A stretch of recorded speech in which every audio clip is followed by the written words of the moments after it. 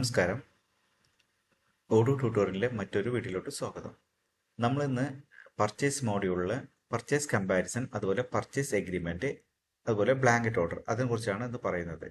Okay, purchase comparison എന്ന് പറയുമ്പോൾ നിങ്ങൾക്ക് അറിയാം, നിങ്ങളധികം റിക്വസ്റ്റ് അയക്കുന്നുണ്ട്, മൾട്ടിപ്പിൾ സപ്ലയറിന് അയക്കുന്നുണ്ട്. അതെങ്ങനെയാണ് പ്രൈസ് കമ്പാരിസൺ ചെയ്യുന്നത്? നമുക്ക് വീഡിയോയിലോട്ട് പോകാം. ഓക്കെ, അതിന് ആദ്യം ആയിട്ട് ഞാൻ എന്ത് ചെയ്യുന്നു, സെറ്റിങ്സിലെ ഓഡൂരിൽ നമ്മൾ പർച്ചേസ് കമ്പാരിസൺ എന്നല്ല കാണിക്കുക, പർച്ചേസ് ആൾട്ടർനേറ്റീവ് എന്നാണ് അവിടെ കാണിക്കുന്നത്, കണ്ടോ? അപ്പോൾ ഇത് എനേബിൾ ചെയ്യാം. ഓക്കെ, അതുപോലെ ഞാൻ പർച്ചേസ് എഗ്രിമെൻറ്റും എനേബിൾ ചെയ്യുന്നുണ്ട്.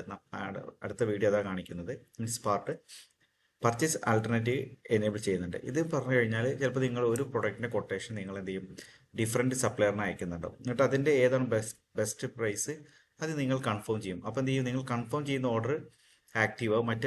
മറ്റ് മീൻസ് എത്ര ഓർഡറാണോ മീൻസ് റിക്വസ്റ്റ് അയച്ചത് കമ്പാരിസൺ ചെയ്ത് അത് ഓട്ടോമാറ്റിക്കായി ക്യാൻസൽ ആവും ചെയ്യും. ഓക്കെ, വീഡിയോയിലോട്ട് പോകാം.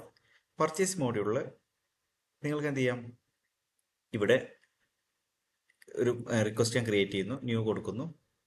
ഓക്കെ, ഞാൻ എന്ത് ചെയ്യുന്നു, ഒരു അനിൽ പറയുന്ന സപ്ലയറിന് ഞാൻ എന്ത് ചെയ്യുന്നു, ഒരു പ്രൊഡക്റ്റ് ചൂസ് ചെയ്യുന്നു. പ്രൊഡക്റ്റ് MDF എന്ന് പറയുന്ന പ്രൊഡക്റ്റ് ചൂസ് ചെയ്യുന്നു. ഒരു ക്വാണ്ടിറ്റി ഞാനിത് പ്രൈസ് കൊടുത്തു. ഓക്കെ, ഞാൻ ഈസി പർപ്പസിന് ടാക്സ് ഒഴിവാക്കുന്നു. ഞാനിത് സേവ് ചെയ്യുന്നു. ഇവിടെ തൊട്ടടുത്ത് നിങ്ങൾ ആ ആൾട്ടർനേറ്റീവ് എനേബിൾ ചെയ്ത് കഴിഞ്ഞാൽ മാത്രമാണ് ഇത് എനേബിൾ ആവുള്ളൂ. ഇവിടെ ആൾട്ടർനേറ്റീവ്സ് എന്ന് കാണിക്കുന്നുണ്ടാവും. ഇത് ക്ലിക്ക് ചെയ്യാം.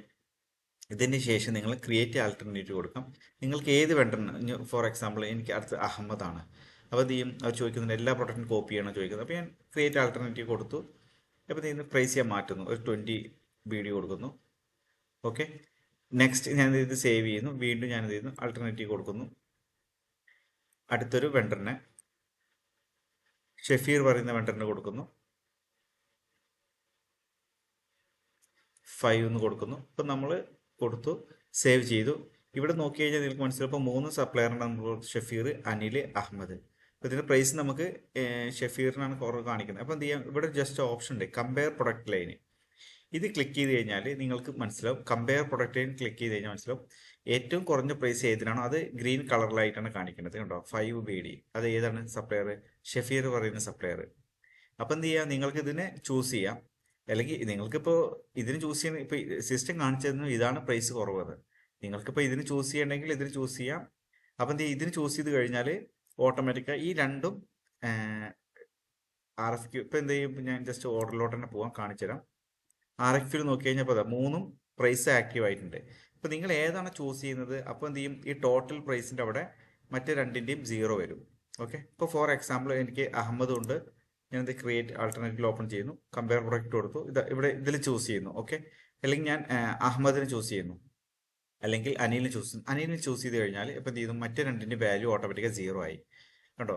ഇനി അത് ജസ്റ്റ് ഓർഡറിലോട്ട് പോകുമ്പോൾ എന്ത് ചെയ്യും, ജസ്റ്റ് ഞാൻ വീണ്ടും ആ RFQയിൽ പോകുമ്പോൾ ഇതിൻ്റെ രണ്ടിൻ്റെയും വാല്യൂ 0 ആയി. ഓക്കെ, ഇപ്പം ഇത് നിങ്ങൾക്ക് ഇതേപോലെ കമ്പയർ ചെയ്യാം. അതുപോലെ ഒരു വേറെ കമ്പാരിസൺ കൂടി ഉണ്ട് ഓഡൂല്. ഇപ്പം ഇതും ഇപ്പം നമ്മൾ എന്ത് ചെയ്തു, മൾട്ടിപ്പിൾ പർച്ചേസ് ഓർഡർ, ഇപ്പോൾ ഒരു പർച്ചേസ് ഓർഡർ ക്രിയേറ്റ് ചെയ്തിട്ടുണ്ട്. പക്ഷേ ഇതിലിപ്പോൾ ഒരു പ്രൊഡക്റ്റ് ഉണ്ട്. അതേപോലെ ഇവിടെ ഒരു ആ പർച്ചേസ് ഓർഡറിൻ്റെ ഉള്ളിൽ ഇവിടെ ഒരു പ്രൈസ് കമ്പാരിസൺ പറയുന്ന ഓപ്ഷൻ ഉണ്ട്. അപ്പോൾ എന്ത് ചെയ്യും, ഈ പ്രൊഡക്റ്റ് ഏതൊക്കെ കൊട്ടേഷനിലോട്ടാണോ, മീൻസ് ഏതൊക്കെ സപ്ലൈ അഗേൻസ്റ്റ് ആണ് നമ്മൾ ക്രിയേറ്റ് ചെയ്തത് അതിൻ്റെ പ്രൈസ് കമ്പാരിസൺ ഒക്കെ കാണിക്കും, എത്ര ഓർഡർ ക്രിയേറ്റ് ചെയ്തു. ഫോർ എക്സാമ്പിൾ ഞാൻ ഈ പ്രൈസ് കമ്പാരിസൺ ക്ലിക്ക് ചെയ്യുമ്പോൾ ഈ MDFൻ്റെ പ്രൊഡക്റ്റാണ് സെലക്ട് ആയിരുന്നത്. എന്നിട്ട് എന്ത് ചെയ്യും, ഇത്രയും ഓർഡറിൽ ഇത്രയും POയിൽ ആ പ്രൊഡക്റ്റ് ഉണ്ട്, കേട്ടോ? ഇത് ഏതൊക്കെ സപ്ലയറിനാണ്, അതിൻ്റെ ക്വാണ്ടിറ്റിയും അതിൻ്റെ പ്രൈസും ഒക്കെ ഇവിടെ കാണിക്കുന്നുണ്ട്. ഓക്കെ, ഇങ്ങനെയാണ് പ്രൈസ് കമ്പാരിസൺ ചെയ്യുന്നത്. ഓക്കെ, അടുത്തതെന്ന് പറഞ്ഞാൽ പർച്ചേസ് എഗ്രിമെൻ്റ് ആണ്. നമ്മൾ നേരത്തെ പറഞ്ഞു പർച്ചേസ് എഗ്രിമെൻറ്റ്, അത് അവിടെ സെറ്റിങ്സിൽ എനേബിൾ ചെയ്യണം. പർച്ചേസ് എഗ്രിമെൻറ്റ് നിങ്ങൾ സെയിൽസ് എഗ്രിമെൻറ്റ് പറഞ്ഞില്ല, അതേപോലെ തന്നെയാണ്. അപ്പോൾ എന്ത് ചെയ്യാം, നമുക്ക് ഭാവിയിൽ ഒരു വെണ്ടറിന് എന്തെങ്കിലും വാങ്ങാൻ ആവശ്യമുണ്ടെങ്കിൽ അത് നമുക്ക് എന്ത് ചെയ്യാം, ടെംപ്ലേറ്റ്സ് ആയിട്ട് സെറ്റ് ചെയ്യാൻ പറ്റും. ഓക്കെ, ഞാനത് ക്ലിക്ക് ചെയ്യുന്നു. ഇപ്പം ന്യൂ എന്ന് കൊടുത്തു. ഓക്കെ, ഇവിടെ എന്ത് ചെയ്യാം, നിങ്ങൾക്ക് വെണ്ടറിന് ചൂസ് ചെയ്യാം. ഇവിടെയാണ് നമ്മൾ പർച്ചേസ് ടെംപ്ലേറ്റ് ആണോ ബ്ലാങ്കറ്റ് ഓർഡർ ആണോ പറയുന്നത്. ഞാൻ ഫസ്റ്റ് പർച്ചേസ് ടെംപ്ലേറ്റ് സെറ്റ് ചെയ്യാം. ഓക്കെ, നമ്മളിത് നേരെ നിങ്ങൾ സെയിൽസിൽ ചെയ്തിട്ടുണ്ടാവും, നമുക്ക് സെക്ഷനായിട്ട് കൊടുക്കാം. ഓക്കെ, ഞാൻ സെക്ഷൻ കൊടുത്തു. എന്നിട്ട് അവിടെ എന്ത് ചെയ്തു, പ്രൊഡക്റ്റ് ആഡ് ചെയ്തു, MDF. ഓക്കെ, അതിനുശേഷം നിങ്ങൾക്ക് അടുത്ത സെക്ഷനിൽ മാൻ പവർ, ഫോർ എക്സാമ്പിൾ ഞാൻ ജസ്റ്റ് ഇങ്ങനെ കൊടുക്കുന്നു. ഓക്കെ, ഇത് കൊടുത്തു, ഞാനിത് സേവ് ചെയ്ത് വെക്കുന്നു, കൺഫേം ചെയ്യുന്നു. ഇതാണ് എൻ്റെ ഈ നമ്പർ. നമുക്ക് എഗ്രിമെന്റ് നമ്പർ മാറ്റാം, നമുക്കത് പ്രിഫിക്സുമായിട്ട് മാറ്റാം.